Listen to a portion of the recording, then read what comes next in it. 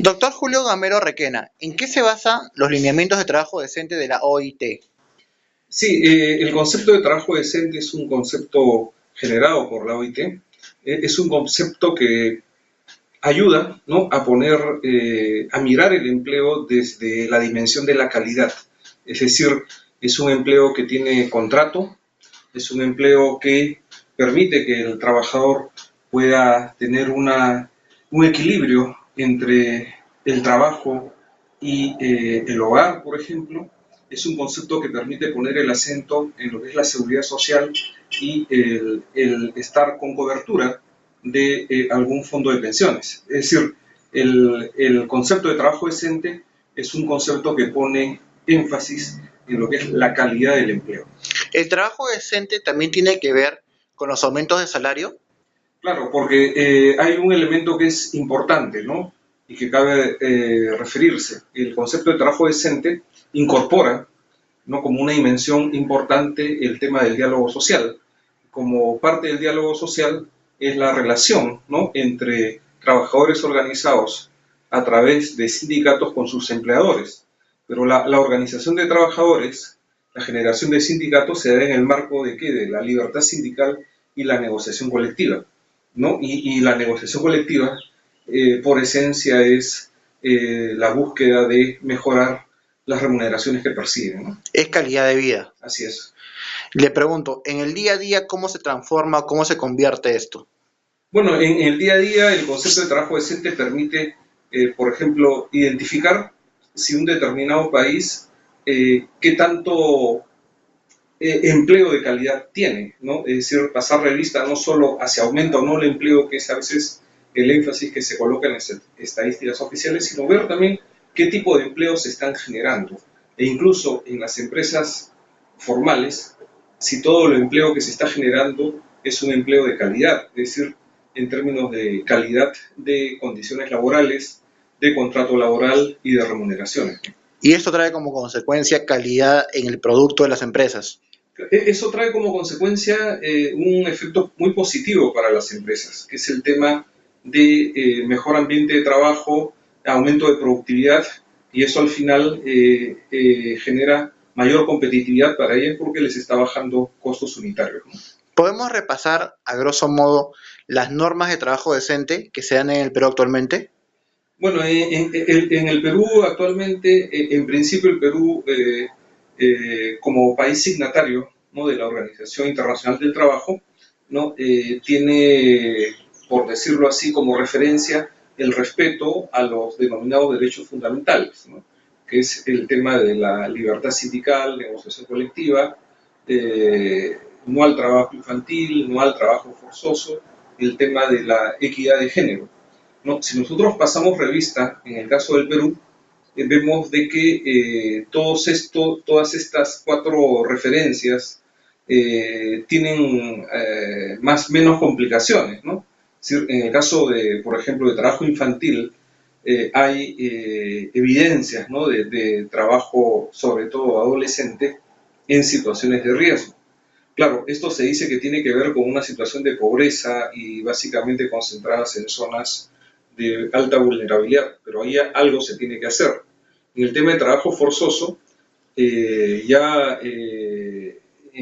administraciones anteriores, recuerdo la del exministro Pasco en el Ministerio de Trabajo, él señaló, ¿no?, que incluso en las zonas tan modernas de agroexportación habían evidencias de trabajo de enganche, ¿no?, es decir, que nos hacían recordar a la época de las haciendas azucareras. En el caso de equidad de género, se ha avanzado, eso es cierto, y se ha avanzado básicamente porque la mujer hoy día participa, ¿no?, del mercado laboral con un nivel educativo, con un nivel de calificación, en algunos casos superior al del varón. Sin embargo, todavía en el tema remunerativo, particularmente en el sector privado, hay desfases respecto a varones de igual, de pares de ellas, ¿no? Y en el tema de libertad sindical y negociación colectiva, ahí el Perú junto con Colombia son los que registran la mayor cantidad de quejas, ¿no?, ante el Comité de Libertad Sindical del OIT. Y en el caso del Perú, no es tan solo un tema del sector privado, sino también desde el sector público hay cuestionamiento, ¿no?, a las normas que traban sobre todo el ejercicio, ¿no?, de pleno de la libertad sindical al buscar restringir, ¿no?, negociación colectiva. ¿Qué hacer ante esta realidad? No, ante esta realidad, lo que hay que hacer es desde varios frentes, ¿no? Desde el tema legislativo, ¿no? El Congreso ahí tiene una deuda con los trabajadores, que es, por ejemplo, y el Ejecutivo también, que es de someter a debate la Ley General del Trabajo, ¿no? Esta Ley General del Trabajo ya tiene 10 años de discusión, ¿No se ha aprobado todavía? no se ha aprobado, falta, señala el Ministerio, un 20%, pero realmente ese 20% pues lo tiene que definir el Estado. Es decir, no van a haber puntos, aspectos en los cuales ni empleadores ni trabajadores van a llegar a un acuerdo, pero para eso está el Estado. Pero esa ley, la Ley General del Trabajo, que se reactivó a comienzos de este gobierno con una comisión de expertos, evacuaron su informe, había un acuerdo de más del 80%, pero hasta la fecha no se promulga. ¿Servir no es parte de ese acuerdo o de esa ley del trabajo que debe de haber? No, Servir, el ámbito de actuación de la ley Servir está concentrado, ¿no?, en lo que son los funcionarios públicos, ¿no? Y básicamente es el tema de incorporación, ¿no?, de los que hoy día están bajo los contratos CAS a una línea de carrera a la cual en la ley se ha invitado, ¿no?, a que se sumen a los 276 y los 728. El reglamento entiendo que se ha prepublicado para que la ciudadanía y en este caso los interesados puedan opinar sobre ella, pero la ley Servir ahí tiene varios cuestionamientos, ¿no?, sobre todo en relación con el ejercicio pleno de libertad sindical, ¿no?, por las restricciones que está colocando a la negociación colectiva. Doctor, dos últimas preguntas para terminar la entrevista.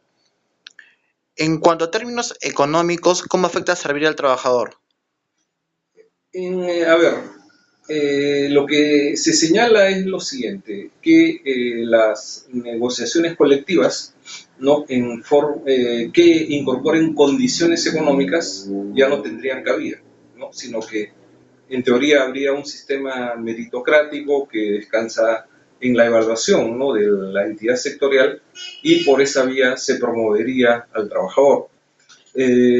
Pero ahí hay un tema sustantivo, ¿no?, que es que prácticamente con el argumento de que 2.500 entidades del Estado tendrían la posibilidad de presentar su negociación colectiva, ese es un caos y como no se puede normar eso, entonces que nadie tenga negociación colectiva, porque además eso puede generar déficit presupuestario y todo aquello, ¿no?, lo cual no son argumentos sólidos, ¿no? ¿Por qué, doctor? Porque el mismo Estado, cuando uno analiza el presupuesto, por ejemplo, del año 2012-2013, en la parte solo de remuneraciones, hay recursos que no se han aplicado a ese rubro. Y esos saldos que quedan, en realidad son un poco superiores a los que resultaría de aplicar la inflación sobre el sueldo de todos los servidores públicos. Es decir, recursos hay y no solo presupuesto equilibrado, sino los últimos 3 años el Estado, a través del presupuesto, no ha ejecutado el 100% de lo presupuestado. Es decir, lejos de un presupuesto en equilibrio, tenemos un presupuesto recurrentemente superavitario, ¿no? Y bajo ese punto de vista, efectivamente, no hay peligros de que si los trabajadores estatales negocian colectivamente, afectarían el equilibrio del presupuesto de la nación. Doctor, ¿la lucha sindical está al margen de cualquier ideología política? Claro, porque ahí el tema de la lucha sindical se refiere al ejercicio, ¿no?, de una parte, de una dimensión de la ciudadanía, que es la condición de trabajador. Si uno es ciudadano, pero también es trabajador. Y en el ejercicio de esa condición, la lucha sindical es una expresión, ¿no?, porque el trabajador tiene la libertad de organizarse en sindicatos y los sindicatos, al velar por sus agremiados, buscan, ¿no? Influir, ¿no? en el Estado y en el sector empleador para que el crecimiento económico, para que la riqueza que se genera se comparta en forma equitativa entre empleadores, Estado y trabajadores. Para redondear la idea, la lucha sindical o la lucha por el trabajador no tiene ideología política. No, porque la condición del trabajador es independiente de su eventual simpatía o militancia política. Ok, doctor. Doctor, para concluir, un mensaje a raíz de este 1 de mayo, que es el Día de los Trabajadores, a todos los trabajadores que lo van a ver en la web de Plades. No, creo que eh, estamos en un momento que no lo hemos tenido en los últimos 30 años, ¿no? Hay un crecimiento económico sostenido, hay generación de nuevas fuentes de trabajo, el empleo formal está aumentando, pero sin embargo las facilidades, ¿no? para el ejercicio de la libertad sindical y la negociación colectiva todavía tienen restricciones. Es por ese sentido que en este 1 de mayo, ¿no? hay que recordar a todos los que antecedieron, ¿no? en las luchas sindicales y que hoy día permiten, ¿no? que este concepto de trabajo decente pueda ser completado en forma más integral. ¿Alguien a quien debamos de recordar en esta fecha especial? Creo que a todos los trabajadores que dieron no solo sus mejores esfuerzos, sino en varios casos no la vida, como los denominados mártires de Chicago, que están detrás, ¿no? de las conquistas laborales que hoy día en algunos lugares se busca restringir. Ok, doctor. Muchas gracias. Gracias.